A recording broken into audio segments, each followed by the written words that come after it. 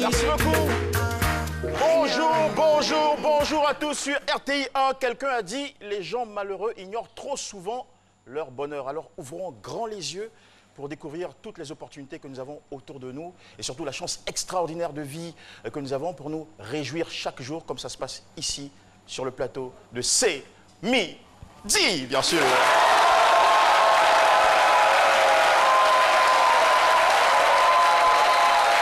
Merci à ce fabuleux public que vous êtes.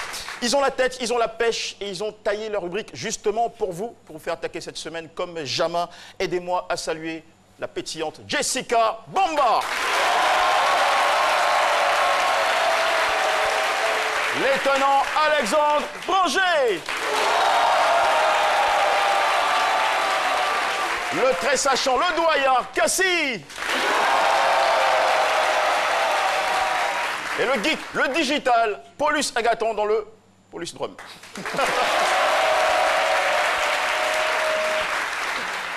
Et voilà, merci de vous rasseoir, cher public. Vous êtes toujours avec cette bonne chaleur, cette bonne ferveur. Vous nous ramenez beaucoup de bonheur. Mesdames et messieurs, nous ouvrons cette semaine avec une histoire bouleversante qui avait ému le pays, saisi la toile. L'assassinat d'un jeune chantre dans un lieu de culte à Abidjan. Les faits remontent à mai 2019. C'est Midi revient sur cet épisode sombre en invitant en plateau aujourd'hui la mère et également la tante de ce jeune. Elle répondra à nos questions sur le sujet « Mon fils a été tué sur son lieu de culte ». Voici sans tarder le portrait de sa mère. C'est Midi reçoit aujourd'hui sur son plateau une mère désespérée, marquée par la mort atroce de son fils. Assi Adio est une femme âgée de 54 ans et mère de 5 enfants. Elle nous vient de Kofikro, sous-préfecture de Dimbokro, ville du centre de la Côte d'Ivoire. Kanga Silvio, son fils cadet, âgé de 33 ans, était un chantre chrétien.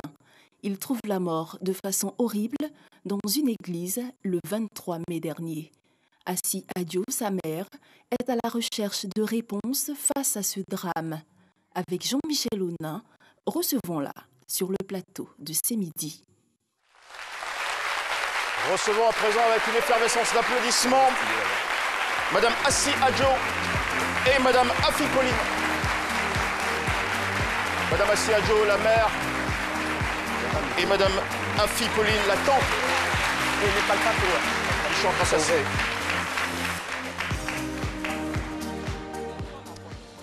Et voilà. Bonjour mesdames. Nous voulons d'emblée vous dire que nous avons été tous ici, tant en plateau qu'à la maison, dans tout ce pays, comme vous, choqués, ulcérés en apprenant la nouvelle de l'assassinat de votre fils, de votre protégé ou de votre neveu. Un meurtre inqualifiable. Recevez ici, au nom de toute l'équipe de production de C'est Midi, l'expression de notre compassion, mais également de nos condoléances les plus vives. Alors l'idée de cet échange sera justement d'essayer de comprendre cette affaire, d'éclairer l'opinion nationale sur ce qui s'est réellement passé et d'en tirer toutes les leçons pour notre société aujourd'hui. Merci beaucoup à vous, mesdames, d'avoir accepté de venir témoigner.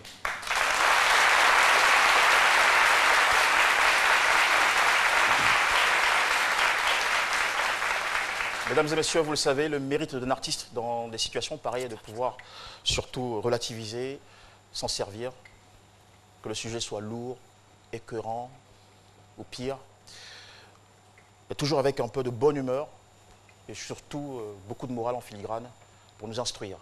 C'est ce que va bientôt faire dans un petit moment notre artiste chéri, Dr Philo, que je vous prie de recevoir avec des applaudissements renouvelés. Le thème du jour, c'est le Dr Philo. Attention! C'est pas... c'est bon! Attention! Derrière, parfois, ça cause derrière, bobo, il y a c'est pas trop, c'est trop. Ah! T'as bouteillé les assassins! Moi, je prends mon bâton par le col, oh! C'est... Ah, Nimalo, Mon ami, tu fais quoi ici? Tu fais quoi là? C'est pas moi tu es. Mais tu fais quoi sur le lieu? C'est pas moi tu. Mais tu fais quoi sur le lieu du crime là? Mon vieux, Pas moi appris que les gens ont tué quelqu'un d'autre. Moi, je suis venu pour mon organisation, me faire moi-même quoi. Toi, tu te fais justice, c'est ça? Tu me connais pas? Toi, tu es qui? Malou Pras, Krokowoni, Blakodu, Takonumani, Kakalama, de la propra. Hé, tais-toi là. Regardez-moi ça. C'est mon nom. Passe-la là. Hé, passe-là. Si on veut. Ah, tu as John amusement là. Passe ici. Chef, Question même. dans la ville, Vous qui êtes il ne faut grave. pas se laisser duper comme la dernière fois là. Hein? Les bandits de Méné, ils ont changé de stratégie. C'est-à-dire, ils commettent l'acte et puis c'est jouer la victime. C'est le coupable là. C'est le coupable. C'est toi le coupable. Ouais, c'est mon nom. C'est toi le coupable. Ah, c'est toi le coupable. Ah, non, c'est toi le coupable. C'est toi le coupable. Attends. Pardonnez. Pardonnez, excusez-moi. Venez. Non, quand on faisait répétition, là, tu ne devais pas me taper fort comme ça, tu m'as tapé vraiment. Moi, c'est comédien, on a très fort. Oh, viens, on termine. Viens, on est où? Eh, chef, on était où ça? Ouais, coupable. Voilà, c'est coupable, on était. Voilà, c'est toi le coupable, non? C'est toi le coupable? Non, moi, oui. Hein? Non, on a quand dit la vérité. Hein. Oui. Moi, je me confesser en même temps. Hein. Voilà, coupable que tu as dit là. La vérité, moi, je parte pour les gens, moi, je parte, mais coup là, moi, je ne fais pas. Voilà, moi, c'est un palpé. Oh, mon ami, ça veut dire quoi? Ouais, chef. Chef, Oui. il ne connaît pas le mot coupable. Voilà, c'est ça, même lui, quoi. Je vous laisse, hein? Ouais, tout ça. Mais toi, tu es ici, tu fais quoi ici? Mais on veut, comme il y a trié ici, les ont tué quelqu'un. Donc, moi, je suis venu pour dire le mot, moi, mais le truc à vos plaques. Et en même temps, maman, comment tu fais? Quand vous êtes la policier là, moi, je suis venu faire le travail sur le terrain. Et puis, il y a où là après, parce que vous êtes trop équipés. Non, tu ne peux pas faire notre travail à notre place. Hein? S'il y a eu un crime, tu n'as qu'à appeler la police. Bon, y a pas de... Tu ne peux pas venir sur les lieux du crime, reste loin du crime et puis appelle la police. C'est notre travail de mener les enquêtes. Non, on coopère. Voilà, ensemble on peut coopérer. Tu peux coopérer avec nous et puis nous on peut attraper vite ceux qui ont tué la personne. Donc vraiment on fait le même travail là pour si non, on ne fait pas le même travail. On ne fait pas le même travail. Pousse là-bas. Tu penses à les collègues? Pousse là-bas. On est même chaud, non? On est même chaud. Non, on donne mon chapeau là, hé! On est collègue. Et voilà. C'était le thème du jour selon Dr Philo. Je pense que ça mérite des applaudissements beaucoup plus intenses que ça.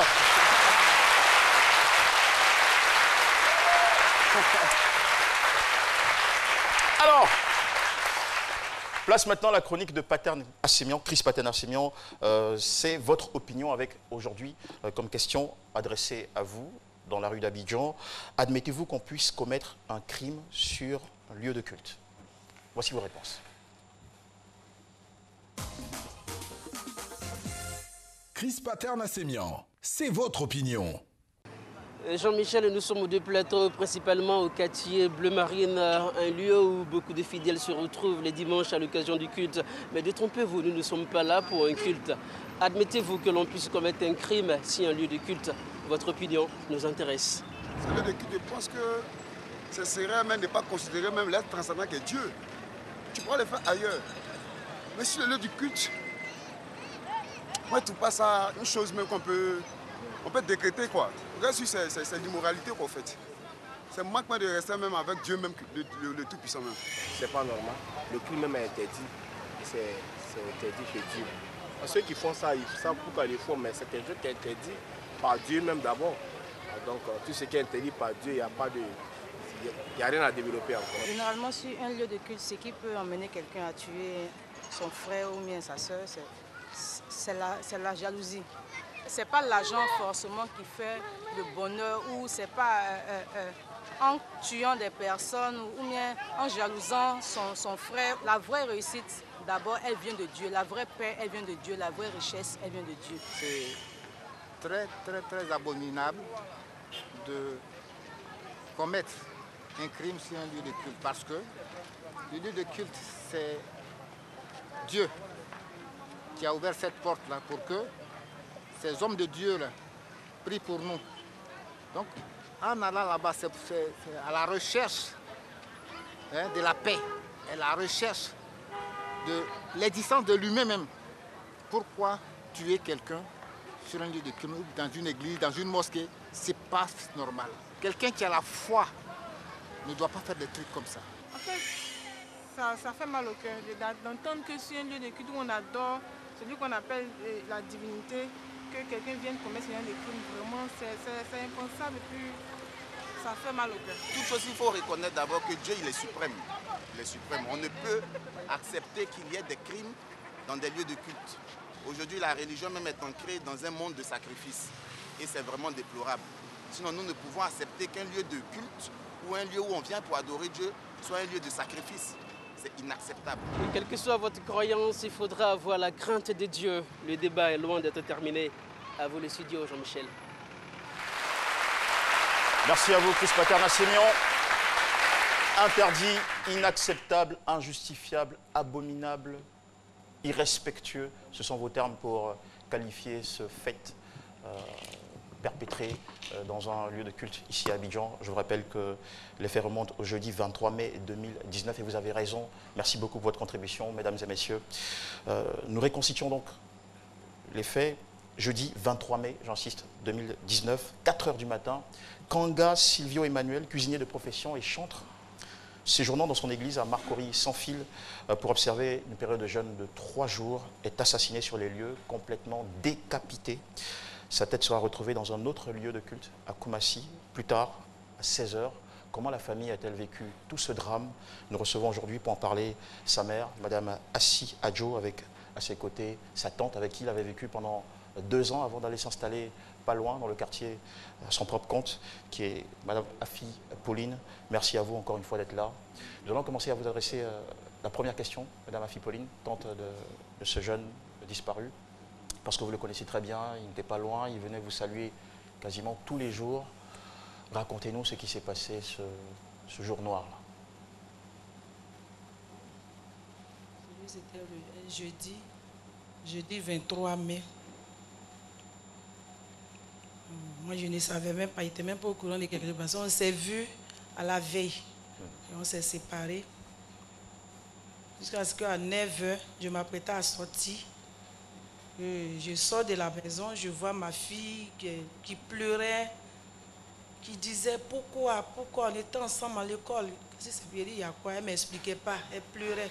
Donc ça m'a énervé. Elle dit, bon, si tu ne veux rien me dire, c'est ton problème, tu finis de pleurer, tu vas rentrer. Et c'est là qu'il y a un autre neveu avec mon mari qui m'ont attrapé, qui m'ont fait rentrer. Assois-toi. Il dit, mais qu'est-ce qui se passe? Il dit, non, assois-toi. Monsieur assis, il a assis, il remet la tête, il ne parle pas. Mais qu'est-ce qui se passe? Il dit, c'est dur, mais si tu ne me dis pas, tu vas me tuer. Parce que là, mon cœur commence à me serrer. Qu'est-ce qui se passe? Et il me dit, Sylvie est mort. Sylvie est mort, il a eu quoi? Il a eu un accident ou bien dans son sommeil. Pourquoi on ne m'a pas appelé pour que je l'accompagne à l'hôpital? On dit non, qu'il est parti prier, que c'est là-bas qu'ils l'ont tué. C'est comme ça, je me suis rendu sur le lieu. Vraiment, il y avait déjà du monde. Les corps habillés, tout le monde était là, son pasteur. J'ai approché son pasteur, j'ai demandé, est-ce que c'est bien Silvio? Il m'a dit, maman, sois forte. C'est ainsi qu'ils sont venus chez le corps pour partir et j'ai informé la famille. Alors, vous avez parlé avec son pasteur, mais est-ce que vous avez pris le temps vous-même de regarder le corps, de le reconnaître, de l'identifier comme Silvio, vraiment? Non, ils ne m'ont pas laissé rentrer. J'ai insisté, ils ont dit non. Ils ont dit, de qui parlez-vous? Bon, les corps habillés qui étaient là n'ont pas accepté. Ils n'ont même pas accepté qu'un parent rentre même pour voir le corps. Ils ont dit non, que je ne pourrais pas regarder. Donc, ils ne m'ont pas laissé rentrer. Et est-ce qu'ils vous ont avancé une raison particulière pour vous empêcher de voir le corps de votre parent, de Silvio? Puisque, bon, ils l'ont décapité, ça faisait... Ils ont pensé que je n'allais pas pouvoir regarder. Donc, ils m'ont empêché. Même le grand frère de Silvio voulait rentrer, on nous a empêché de rentrer pour voir le corps. Mais votre mari, votre époux a pu le voir? Oui, c'est quand ils sont partis le déposer à la morgue avec le grand frère de Silvio. C'est lui qui est venu me confirmer qu'effectivement c'est Silvio. Et qu'est-ce qui lui a permis de bien le reconnaître? De le reconnaître. Parce qu'il venait de faire un accident de travail, dont son pied était bandé. Maintenant, il avait une cicatrice au niveau de l'orteil, de son orteil. C'est là qu'ils ont pris pour l'identifier.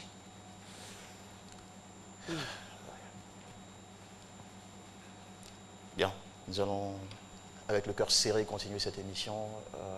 La journée se poursuit, vous êtes sous le choc. Déjà, une fois que vous revenez de ces lieux, comment ça se passe à la maison?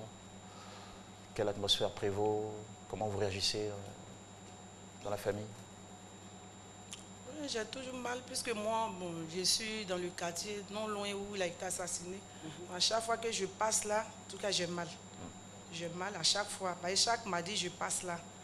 Mon église aussi n'est pas loin. À chaque fois que je passe, je crie, hé Sylvie aussi, tu étais là. À chaque fois que je passe là, sincèrement. Alors, le même jour, les heures tournent et quelques heures plus tard, donc à 16h précisément, la tête de Silvio est retrouvée dans un espace de culte. Oui, dans la commune d'à côté, c'est-à-dire vous vivez à Marcory, oui. Et la tête est retrouvée à 16h à Koumassi. À Koumassi. Ouais. Revenez un peu sur cet épisode-là, s'il vous plaît, pour nous. Comment la tête a été retrouvée? Oui. Racontez-nous tout ce qui s'est passé autour, comment vous avez, vous, été témoin de tout ça. Bon, nous, quand ils envoyaient le corps, on attendait toujours. Bon, le tueur même était peut-être disparu, on ne le voyait pas. Donc c'est après qu'ils l'ont attrapé. Donc j'étais avec son petit frère. Et c'est lui qui m'a appelé pour dire, Tanti, on dit qu'ils ont retrouvé le tueur, qu'il est au commissariat. Donc c'est ainsi nous sommes partis au commissariat. Moi, ils ne m'ont pas laissé rentrer. Est-ce que vous pouvez vous rapprocher le micro de votre ils ne m'ont pas laissé rentrer. Donc ils ont appelé son petit frère. C'est lui seul qui est rentré avec eux là-bas. C'est là qu'ils ont questionné le tueur en question. Il dit oui, il a été envoyé par un pasteur que la tête se trouve à Koumassi dans une église. C'est comme ça.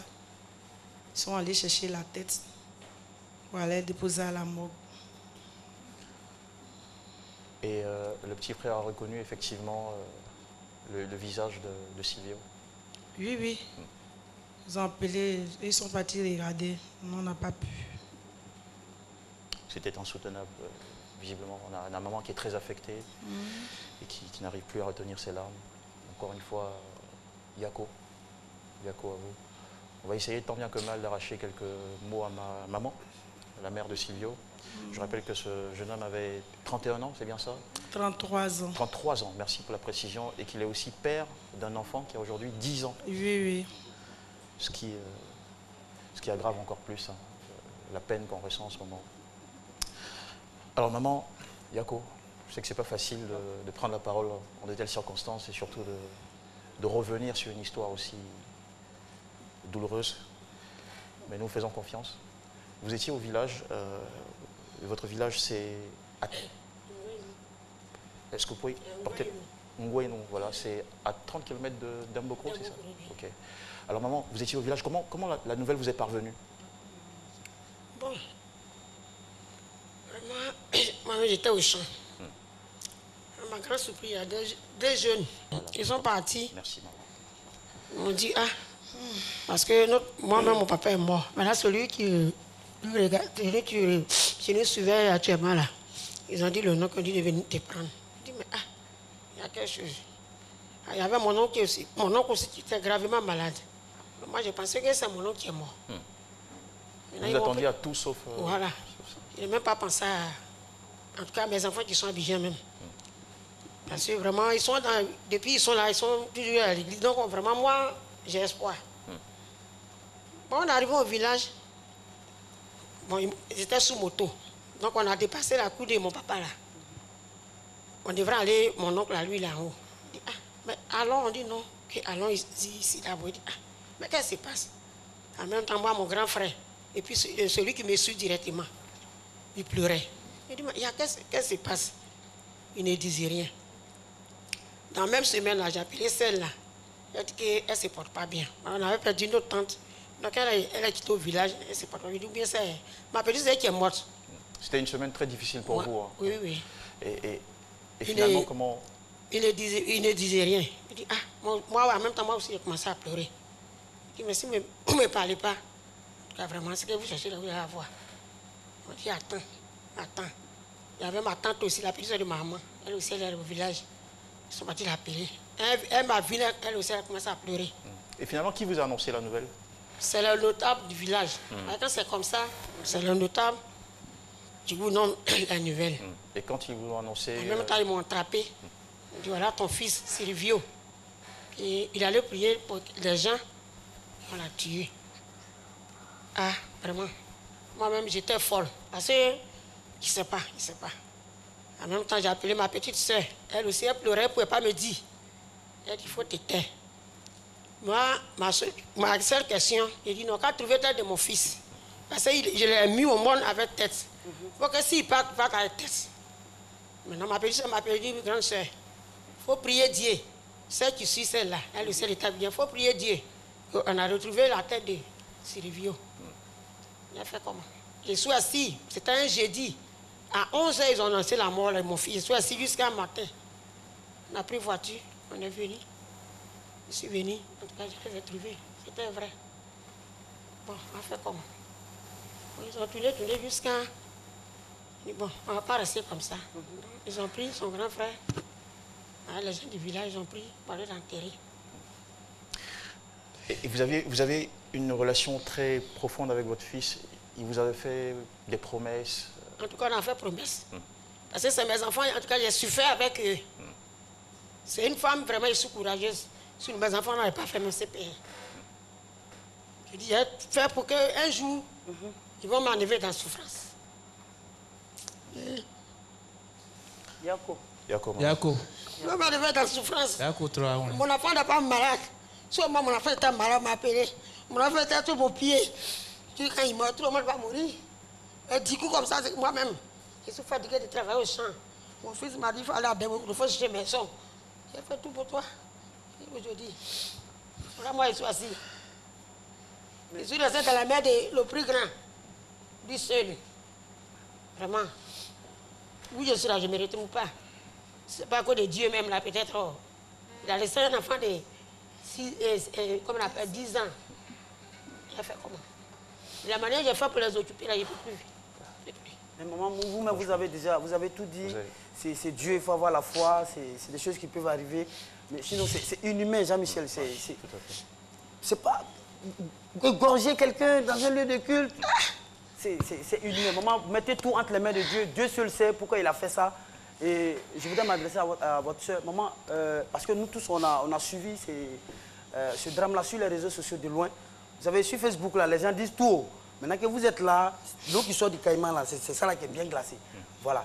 Est-ce que, parce qu'on a appris que pendant qu'il était en train de commettre son forfait, le criminel, il y a une dame qui était cachée dans l'église, qui a vu tous ses faits et gestes. Je crois même il est passé. Elle était cachée, elle est passée comme ça à côté d'elle. Elle l'a vu. Est-ce que c'est vrai? Oui, c'est vrai. Mais moi, la dame en question, je ne pas vu, je ne la connais pas. Parce que je ne fréquente pas l'église. Je ne connais pas la dame. Est-ce que vous n'avez pas un parent aussi qui est entré en contact avec cette dame? Non, je pense parce que bon, nous tous on était sur le choc. Bon. Sinon, c'est les gens du quartier qui m'ont dit, la dame elle habite dans le quartier. Et même après ça, j'ai demandé, on dit la peur, elle a quitté le quartier. Donc je ne l'ai plus revue. Sinon, c'est la dame qui est partie annoncer ça. Quand elle a vu, elle est sortie même nue. C'est arrivé chez ses parents. Elle a été habillée. Mais elle, je ne la connais pas. Peut-être qu'elle me connaît, mais moi, je ne la connais pas. D'accord, on va creuser sur toutes ces questions-là, mais avant, faisons un tour dans la cabine de police pour prendre les questions de nos chers internautes. Alors Jean-Michel, sur la page Facebook CBD, nous avons plusieurs messages, des messages de réconfort. Et celui qui nous a intéressé particulièrement, c'est celui de Maxelin Kakou, qui dit « Bonjour maman Adjo, c'est vraiment, je pense que Dieu qui est juste vous soutiendra dans cette épreuve. Mais est-ce qu'aujourd'hui vous avez pu élucider les circonstances, ce qui a poussé à cet acte ?» Le point est que cette question-là, parce que nous avons un grand frère, il devait être là, c'est lui qui est mieux placé. C'est lui qui était chargé de tout.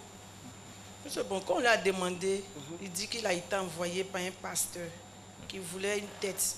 D'accord. Ok. Est-ce que vous connaissiez tout de même ce jeune homme-là? C'était un jeune du quartier que vous avez déjà vu, aperçu? C'était un ami à votre neveu? Qui était-il? Ils sont dans la même église, ils marchent ensemble. Peut-être même qu'il vient à la maison avec lui, mais moi, je n'ai jamais fait attention à lui. Sinon, à la veille, les gens disent qu'ils les ont vus ensemble. Même il y a une femme qui habite en face de leur église qui m'a dit que les deux étaient ensemble. De 18h jusqu'à ce qu'il le tue, les deux étaient ensemble. D'accord. Et on va exceptionnellement inviter ici très rapidement pour avoir un peu plus d'éclairage aussi sur ça, le frère de votre neveu, qui est juste pas loin. Venez s'il vous plaît, rejoignez-nous.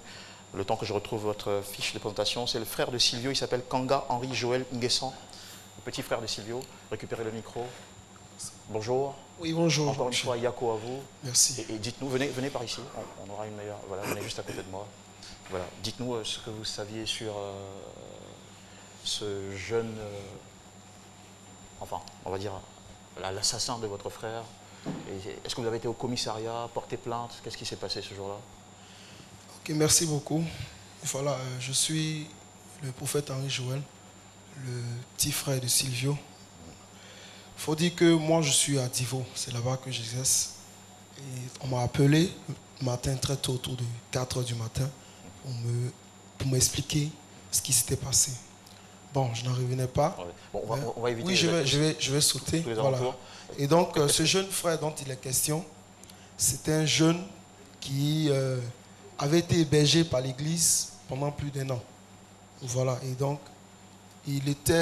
quand elle dit qu'ils n'étaient pas ensemble en tant que tel, mais il faut dire que comme Silvio, c'est quelqu'un de généreux qui assiste les gens plus ou moins, et que ce jeune-là était là, il avait besoin d'assistance, donc il était, je vais dire, là pour le soutenir. Et cette journée-là, il a été avec lui pour le nourrir parce qu'il avait besoin cette journée de quelque chose. Et c'est Silvio qui l'a aidé à manger et tout ça. Voilà, donc c'est un plus là. Donc on pourrait dire qu'il a été en quelque sorte trahi alors. On pourrait dire ça. Merci beaucoup. On va aller pour une petite pause publicitaire, mesdames et messieurs, et revenir pour conclure sur cette histoire qui nous a tous, vous le savez bien, si douloureusement émus. A tout de suite. Minutes et SMS au réseau, Internet cadeau. Profite des forfaits Easy Air Plus de Move. Et à partir de 300 francs, on t'offre l'appel illimité vers 5 numéros. Tape maintenant étoile 303, étoile 1 dièse. Move, no limit.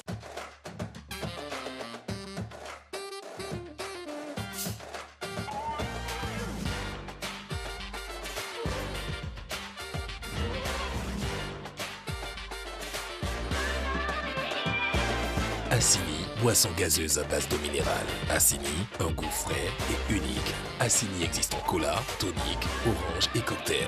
Assini, la boisson des vrais moments. Prix de vente détail conseillé, 150 francs CFA. Un produit NBCI. C'est midi sur RPA, nous sommes de retour pour la seconde partie de cette émission. Merci à tous, mesdames et messieurs, de nous suivre.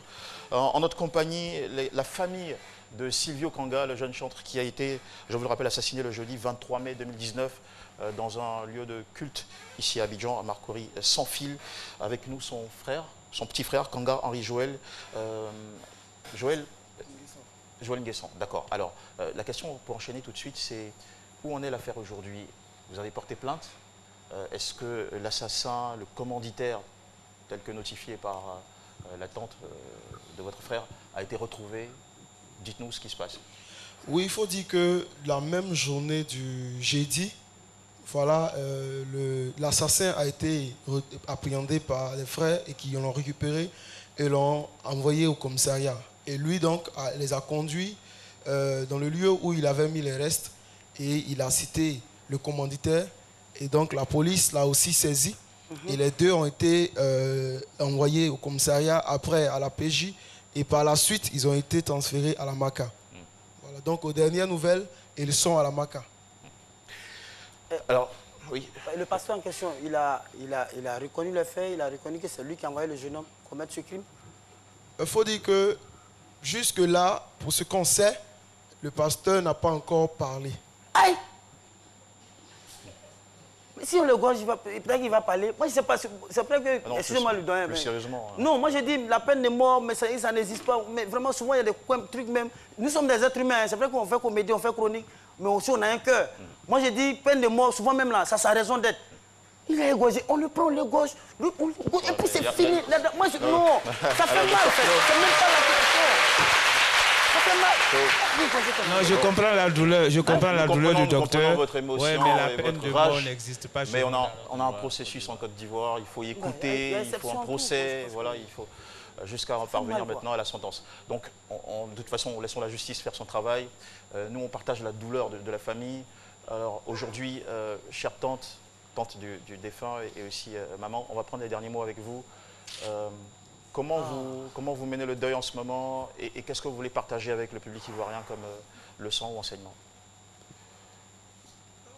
Le deuil, on mène ça comme ça. Allez-y, on vous écoute, on vous entend. Ce que je voulais partager, c'est de dire, surtout les assassins, d'arrêter. D'arrêter ce qu'ils font. Ce n'est pas avec le sang de l'homme on gagne de l'argent. L'argent, c'est Dieu qui donne.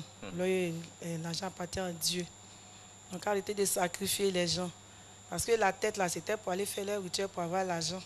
Le jour même, ils ont soulevé le corps, on partait. Il dit, la tête qui est partie, là. Tu es venu, un gars qui aime se saper. Tu es toujours sapé. Aujourd'hui, on va aller t'enterrer sans ta tête. Tes amis ne pourront pas te voir. Mais la tête qu'ils ont pris, l'argent, ton sang qui est versé, quand ils crient jusqu'à Dieu, ils vont bouffer cet argent jusqu'à eux-mêmes là. En tout cas, c'est ce que j'ai dit. Et puis, ils ont pris le corps pour partir. Et Dieu merci, ils ont retrouvé la tête. Moi, je condamne ceux-là. D'accord. Merci beaucoup pour votre message fort. Maman, c'est avec vous que nous allons finir. Maman, votre dernier mot. Quand vous voyez, vraiment, je ne sais pas ce que je vais dire. En tout cas, je ne sais pas ce que je vais dire. Quand vous voyez ça, sinon vraiment. Okay. Parce que ça, j'ai bien de dire là.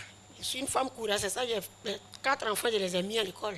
Ce que j'ai vu là, ce que j'ai souffert là, c'est Dieu seul qui connaît. Et aujourd'hui, voilà moi aussi.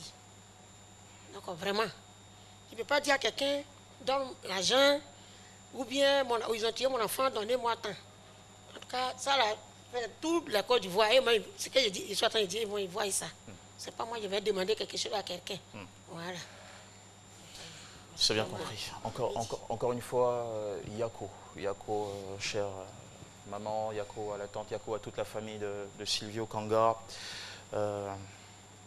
Faites votre deuil parce que c'est une vie humaine et chaque vie humaine est précieuse, irremplaçable. Donc faites votre deuil. Nous vous soutenons, nous sommes avec vous. Nous pensons que cette émission, c'était vraiment dans le but d'apporter non seulement le Yako national au nom de toute la Côte d'Ivoire, mais aussi d'interpeller tout le monde à la vigilance et surtout au respect de la vie humaine. Parce qu'arracher une vie humaine, c'est manquer de respect à la vie humaine. Et le mérite de la foi, justement, c'est de nous amener à comprendre que Dieu accorde de la valeur à nos vies. Si nous croyons, nous devons respecter la vie humaine. Donc faites votre deuil, mais sans jamais laisser la haine et la vengeance, surtout corrompre votre foi. Je pense que si vous arrivez à tenir jusqu'ici, c'est parce que vous avez effectivement de la foi.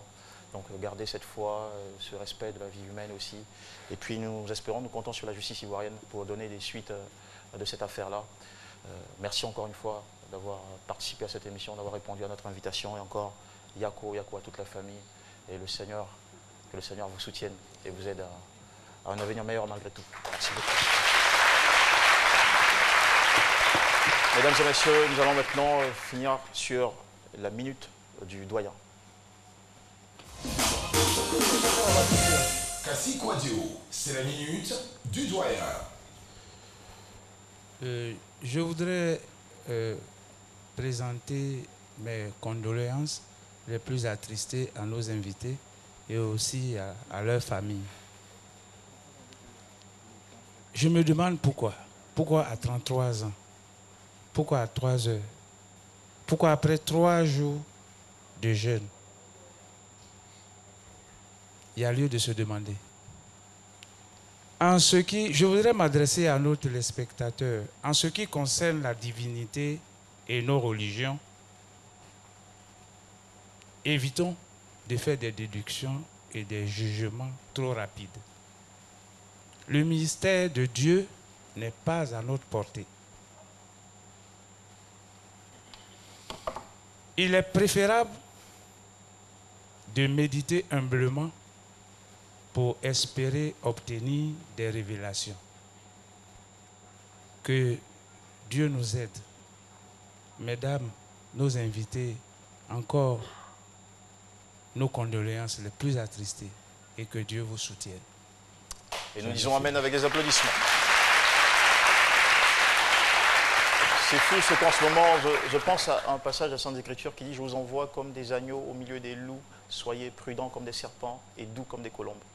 la prudence, un mot de plus en plus important par ces temps qui courent. Mesdames et messieurs, voici tout de suite, pour rendre hommage à Silvio Kanga, deux chantres, Joshua Dedi et Louise Djella, qui l'avaient fait, bien évidemment, en compagnie d'Onel Mala, de Germain Kuiper et Charles Alao. C'était une chanson qui touchante, voilà, en guise donc de salutation de la mémoire de ce garçon. Accueillons-le avec des applaudissements, s'il vous plaît.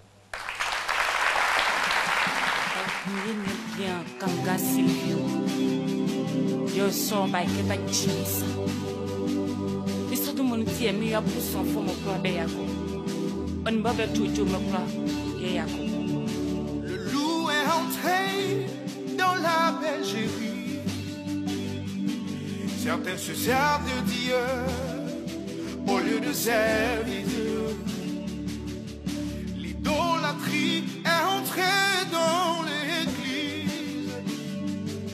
Certains se servent de nous pour pouvoir s'enrichir. Qu'avons-nous fait, Seigneur, pour mériter ce sort? Assassiné quand il était dans ta présence. Silvio,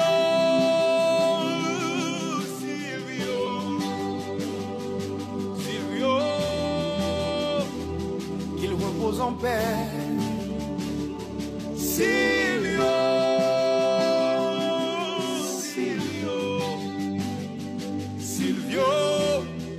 le Seigneur l'accueille dans son royaume.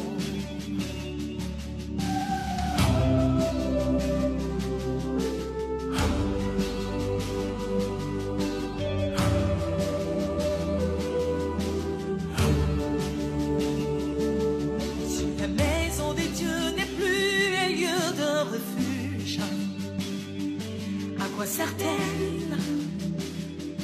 À quoi sert-elle? L'argent prend la place de Dieu dans le cœur de l'homme. Osirumate, Osigumonku, nous sommes en danger. Nous sommes en danger. Nous sommes en danger. Et Louise Djella pour cette belle chanson. Et surtout, n'oublions pas, hein, c'est ce fait particulier, ou même s'il y en a d'autres qui en arrivent après, ne doivent pas du tout nous faire désespérer de la foi en Dieu. Voilà. Ouais. Il y a toujours de mauvais et des bons. Voilà. Et surtout, mettons l'accent sur ce que nous avons de meilleur pour en profiter au maximum. Heureusement que votre fils est parti dans la foi, donc il y a de l'espérance pour lui. Voilà. Le paradis, ça nous calme un tout petit peu. Sinon, avouons que l'émotion est tout de même très forte ici en studio. Mesdames et messieurs, nous allons les raccompagner avec des applaudissements. Merci beaucoup à nos chers invités. Et sans retard, retrouvons Jessica Bamba pour sa rubrique. Je suis sûr que ce n'est pas « C'est quoi ton job ?» Vous allez savoir de quoi il s'agit. Regardez. Jessica Bamba, c'est top, c'est pas top. Voilà, c'est justement ça, c'est top, c'est pas top. Qu'est-ce qui a été top ou pas cette semaine? Jessica, Allez. bonjour. Bonjour Jean-Michel, bonjour à tous. Déjà, je vais ne pas me planter, hein, on va éviter.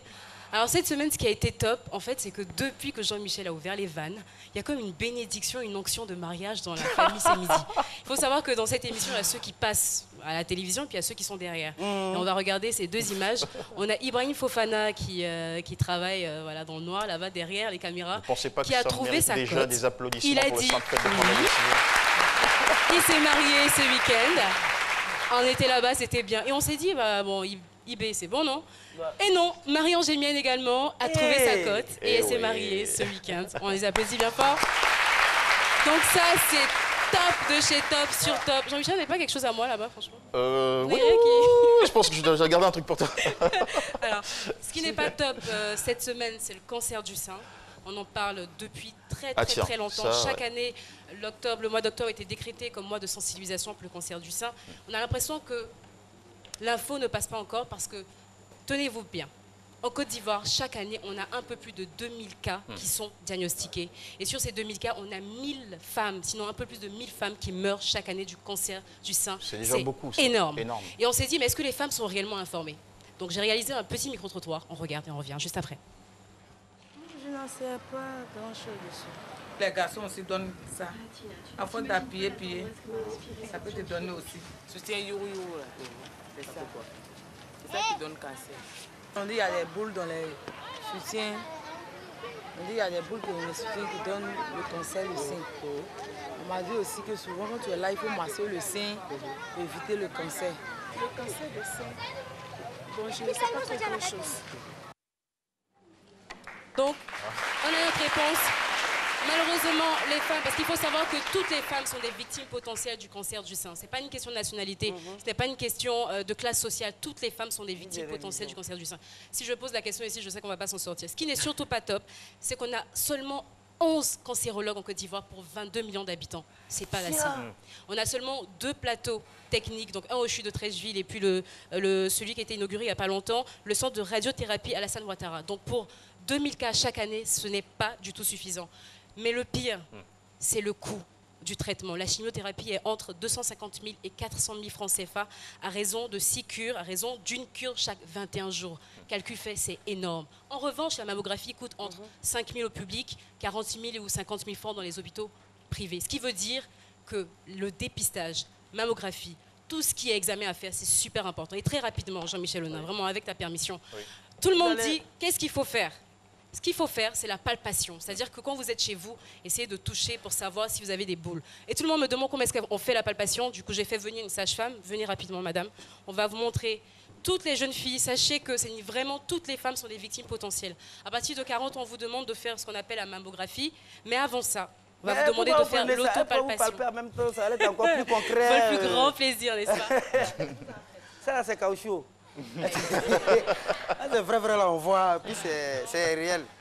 Je suis bien serré là, c'est bon. Vous aimez la télé-réalité? Ah oui, vous allez montrer comment est-ce qu'on fait l'autopalpation. Et ça, tout le monde peut le faire. Vous-même, les jeunes filles, surtout vous. Oui. 7 jours après les règles. Allez-y, madame, touchez-moi. Enfin, touchez, palpez. Il faut dire que l'autopalpation, c'est le premier examen de prévention du cancer du sein. Il faut se mettre face à un miroir et palper. Et à partir de quand, lorsqu'on palpe les seins, à partir de quel moment il faut commencer à s'inquiéter, madame? Alors, quand vous commencez... Vous n'avez pas de micro, je vais le faire. Dès que vous sentez une petite boule dans le sein, ce n'est pas normal, il faut consulter. Il y a des boules qui ne sont pas alarmantes, mais il y a d'autres, par contre, qui sont des signes... Pas cette boule-là. Non, mais non, il y a de la graisse. Donc, c'est juste toucher avec la plante de la main, c'est ça? Oui, avec les doigts plats. Pas le bout des doigts. On peut sentir des nodules qu'on appelle les boules dans les seins, ou bien des douleurs au niveau du sein, ou bien une déformation au niveau même de la peau du sein. Donc tout ça sont des signes d'alerte. Quand on voit tout ça, il faut vraiment s'inquiéter. D'accord, merci beaucoup. Alexandre Branger, c'est Zo. Bonjour Alexandre. Alors quand on dit c'est Zo, c'est positif, c'est inspirant, c'est encouragé. Qu'avez-vous dégoté pour nous cette semaine? Bon, déjà, bonjour à tous. Donc Jean-Michel, je veux savoir dans quel endroit, toi, as-tu déjà dragué dans un endroit insolite? Vraiment quelque chose de... je te rappelle que je ne suis pas l'invité de cette émission. Et lui, il drague partout. Tu es mon invité aujourd'hui. Oh, je suis marié, arrête. Alors, dans quel endroit insolite j'ai dragué? Où tu as déjà été dragué? Insolite. Resto, resto. Resto, d'accord. Mais moi, je vais vous faire découvrir alors cet Instagrammeur anglais qui fait vraiment... qui défait la chronique. Voilà, qui défait la chronique. Et il drague des femmes, mais d'une façon vraiment... particulière. On va regarder. Voilà, parce que vous êtes je vais vous faire découvrir la vidéo. Il s'appelle Elvis Mensa.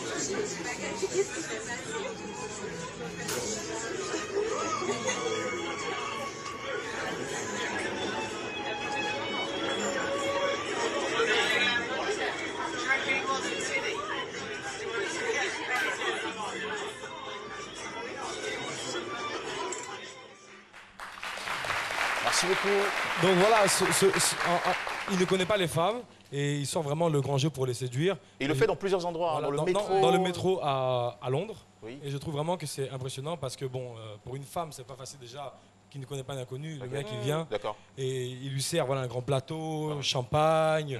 Même des fois, ils regardent des films ensemble. Donc, je trouve vraiment que c'est zo en tout cas.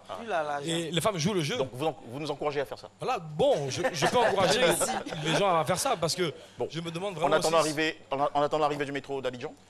D'accord. Ça, c'est dans longtemps. Il y a le bus. Mais est-ce que vous feriez ça, vous? Bon, je pense que ça peut être une technique, à mon avis, parce que c'est vraiment romantique, c'est galant de sortir ça comme ça dans un métro. Et c'est insolite parce qu'on voit pas ça tous les jours quand même. Ok, d'accord. C'est zo. Voilà. J'encourage beaucoup de femmes à se faire draguer de cette façon. Oh là.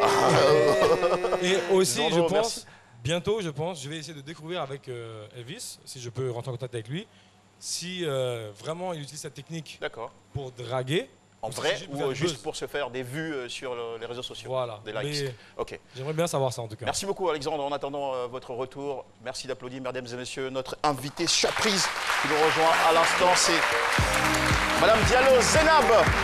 Elle est bénévole de la Rotary et elle vient s'adresser à nous pour évoquer la sensibilisation pour la lutte contre la poliomyélite. Parce que la journée mondiale de la lutte contre la poliomyélite a été célébrée déjà le 24 octobre dernier. Rapprochez-vous, madame. Et je sais que vous êtes très efficace en communication. Donc, très rapidement, en 1 minute, dites-nous ce qu'il faut retenir de cette grande question. Alors, effectivement, le 24 octobre dernier, c'était la journée mondiale de la lutte contre la poliomyélite. Il faut savoir que c'est plus de 3000 manifestations qu'il y a eu dans le monde entier. Les Rotariens se sont mobilisés partout. Ça va de la simple marche à la collecte de fonds, en passant par la sensibilisation. Sensibilisation, pourquoi? Il faut vacciner, encore vacciner les enfants. Il ne faut pas rater. À quel âge? À partir de 0 à 5 ans, il faut les vacciner. C'est les plus vulnérables parce que le virus, il est encore quelque part. Et tant qu'il y a un seul cas dans le monde, eh bien, la menace, elle est là. Et c'est tellement bien dit. Et puis, le dernier mot, pour finir, c'est que vous pouvez contribuer à cette action-là en contactant juste un club, en faisant un don. Il faut savoir que pour chaque don, on a des amis, la fondation Bill et Melinda Gates, qui double la mise et pour un triple impact. Voilà. Merci beaucoup pour cette bonne nouvelle. Merci à tous, mesdames et messieurs, de nous avoir suivis aujourd'hui. Merci à notre fabuleux public qu'il me revient de saluer très rapidement, le temps de retrouver ma fiche. Alors, l'Union des jeunes pour le développement socio-culturel d'Atié-Guakro. Dont l'investiture du président aura lieu le 30 novembre à Atié-Guakro. Rotaract Ivoire aussi avec nous, Rotaract Ivoire. L'Institut de formation Sainte-Marie de Cocody. On vous embrasse tous très fort, nous vous souhaitons une excellente journée sur RTI1. Rendez-vous demain pour un autre rendez-vous exceptionnel de ce midi. Bonne journée à tous et à toutes.